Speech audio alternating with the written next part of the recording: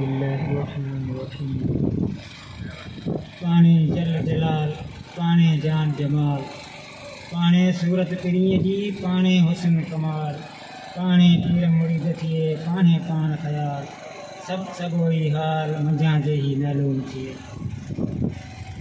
ऐं अॼु असांजे कुंभार वेलफेयर एसोसिएशन जे मेंबरान जेके हिते असां वटि पंधु करी आया आहिनि, सभिनी खे जंहिंमें सदर जनाब कुंभार सिंध कुंभार वेलफेयर एसोसिएशन मरकज़ी सदर जनाब मोहतरम डॉक्टर हाजी मोहम्मद शरीफ वरियामणी साहब, जनाब मोहतरम जनरल सेक्रेटरी ज़ैनुल आबिदीन, ज़िला सदर तरपारकर साईं अली मोहम्मद सबादिलो साहब, नायब सदर तालका चाचरो इकबाल जिमानी साहिब, निगरान डॉक्टर मोहम्मद उस्मान जोकियो साहिब, ऐं उस्ताद मोहतरम क़ाइमुद्दीन ज़ाकिरियो, ज़िला सदर अमरकोट मोहम्मद रमज़ान साबरानी साहिब, मोहम्मद यूसुफ कुमार, मोहम्मद मंठार, सिकंदर अली, ममताज़ अली कुंवर, जिनके दिल के गहराइनि सां वरीकार पेश करां थो जो पंहिंजो कीमती टाइम कढी अॼु असांजे यूनिट चेलार कुंभार वेलफेयर एसोसिएशन जो यूनिट जो इफ़्तिताह कंदा। सभिनी जो निहायती ऐं शुक्रगुज़ार आहियां। जीअं त इहे असांजे ग्रुप जी बुनियाद असां रखी हुई, ग्रुप जो मक़सदु सिर्फ़ु असांखे पंहिंजे ॿधी करण जो मक़सदु हो, पंहिंजे पाड़े में असांखे ॿधी रखणु, पंहिंजे पाड़े खे हिकु ई सलाह हिकु ई प्लेटफॉर्म ते गॾु करणु, पंहिंजे पाड़े खे हिकु ई रस्ते ते हलाइणु।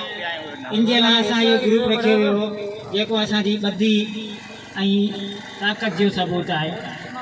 जेकॾहिं अॼु असां में ॿधी हूंदी, असां में ताक़त हूंदी, त इंशाअल्लाह असां ते को बि हावी थी नथो सघे। जेकॾहिं असां में इहो ॿधी ऐं इतिहाद न हूंदो त असां ते हर कोई हावी थी सघे थो।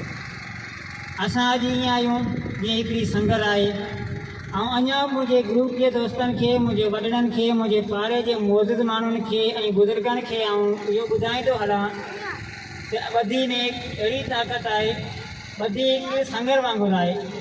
जेकॾहिं संगर खे कंहिं वण सां ॿधी उनखे जेकॾहिं केतिरो बि छिकूं त उहो संगर टुटी नथी सघे। जेकॾहिं उन संगर मां कड़ी कड़ी कड़ी अलॻि रखंदासीं त उहो कड़ी या त विञाइजी वञे थी या त हुनखे ॿारो बि खणी लोह में विकिणी सघे थो।